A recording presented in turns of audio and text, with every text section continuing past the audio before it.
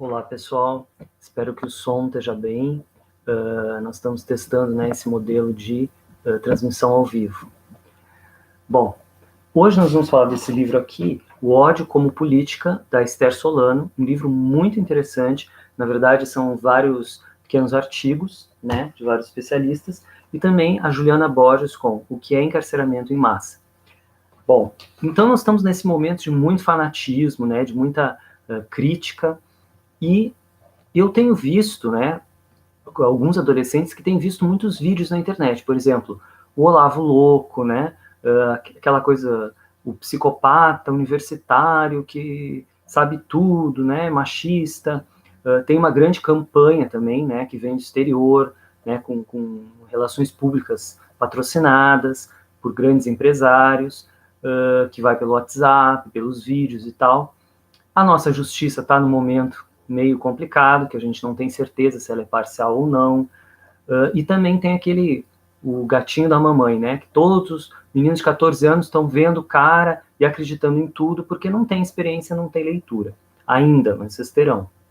Bom, então, uma das primeiras coisas que eu acho interessante que a Esther Solano fala é que o fascismo, essa política do ódio, é sempre anti-intelectual. Ela não quer que você pense, ela quer que você seja manipulado pelas emoções, e é esse o trabalho do Steve Bannon e de outros sites, né, que influenciaram a eleição americana, fazer você pensar pouco, né, pensar curto. Bom, tem que entender também que nós todos temos que entender que nesse contexto de ódio, toda crítica acaba sendo criminalizada. Então, uma sociedade que não evolui, ela fica sempre no mesmo patamar e quem ganha com isso é quem já tem poder. Bom, qual o ambiente, então, em que essa política do ódio se disseminou?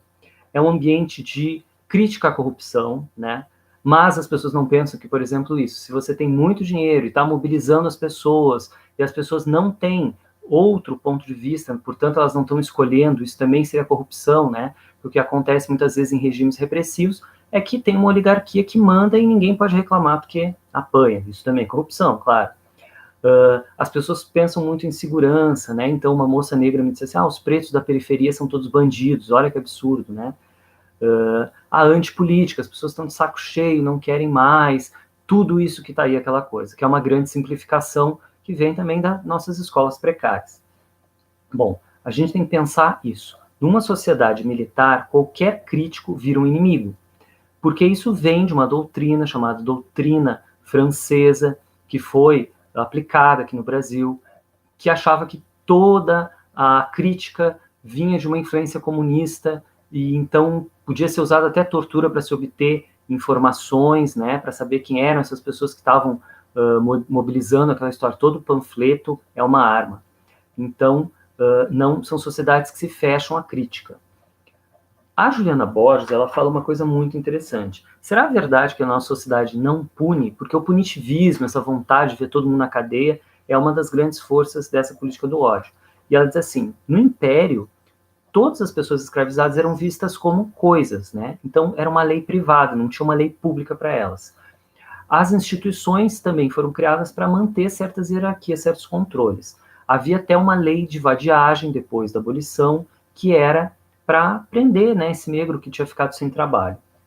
As mulheres foram colocadas como empregadas domésticas, sem direitos, né, muitas vezes trabalhando assim dia e noite. Em 2006 teve a nova lei das drogas, que fez com que aumentasse em 500% a população feminina encarcerada. E é bem nesse momento que está acontecendo uma mobilidade social muito grande, ou seja, a melhoria das condições de vida. Então, a população negra e periférica está vendo seus irmãos serem assassinados e presos, né, pela polícia. E, às vezes, são crimes muito pequenos, né, muito, assim, um pouco de maconha e tal. Isso é aquela história da guerra às drogas que ela fala muito aqui, que os especialistas dizem que também não funciona. Bom, Renato Dornelles é um especialista, ele vai dizer assim, nos presídios, por exemplo, o presídio de Porto Alegre, chamado Charqueadas, tem 400 presos e 3 banheiros. Né? A cela, que era para ser de 8 presos, teria 40. Então, o que a polícia faz? Eles retiram as portas, né? E as pessoas ficam numa galeria com 400 presos, dominados por facção, porque aí o Estado não tem coragem de entrar. Quando chega um jovem que foi preso, eles não têm nada, então eles ganham colchão, ganham objetos de higiene da facção, só que depois ele vai ter que pagar, né? Então vai ser feito assaltos, né? Ou seja, ele diz, a sociedade paga pelo abandono. E o Renato Dornelles também diz assim, que a sociedade tem essa ideia, quanto mais preso, menos crime, mas os presídios estão lotados e isso ajuda o crime fora, tá? Então, outro especialista que é o Eduardo Soares, muito famoso, que ajudou no filme Tropa de Elite, ele fala assim, a polícia que mais mata também é a polícia que mais morre, ou seja, quanto mais violento é o policial, mais violência se cria, né? Então, uma coisa que vira uma espiral de violência. E se você dá o direito para uma pessoa de negociar com a vida do outro, quer dizer, se a polícia sabe que não existe lei, que a lei não é muito segura, ela vai tentar, de certa forma, ganhar alguma coisa. Diz que foi isso que destruiu a polícia do Rio de Janeiro. Bom, então vou ler aqui algumas coisas que a Esther Solano fala. Então, às vezes eu acho que as pessoas, mesmo as pessoas progressistas de esquerda, elas colocam como se tanto o PT tenha sido super conservador, quanto também os sites, os blogs de extrema-direita são conservadores. E eu acho que agora a gente está vendo que realmente nossa população foi abandonada, não teve oportunidade de esclarecimento, a nossa TV é um monopólio, são pouquíssimas famílias que dão a informação que querem, então a gente acaba vendo que é muito difícil realmente governar o Brasil. Eu acho que tem que se fazer críticas, é importante fazer críticas, mas a gente tem que ter o cuidado de não colocar também assim, polarização, os dois são errados. Eu não sei se é bem assim. A Esther Solano fala uma coisa muito interessante, porque o que aconteceu? Mesmo quem é progressista se vê muito perdido, porque a pessoa, de repente, existe um ódio que tem fundo religioso, que pode ter a ver com a indústria de armas, e a gente não entende o que as pessoas estão sentindo. Então ela fala assim, se quisermos de fato lutar contra as direitas com frequência antidemocráticas e retrógradas, devemos primeiro observar, escutar, enxergar a realidade e entendê-la, para depois combatê-la.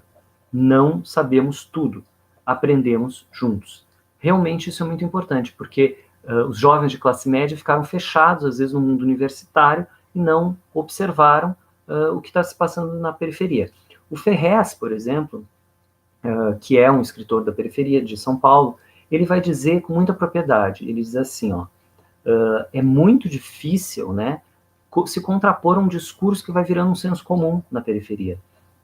Ele diz que é muito cansativo, e ele diz assim, ninguém se declara pobre, pobre é sempre o outro, o que tem menos, assim como o rico, que sempre diz que é rico, é o outro, que tem mais.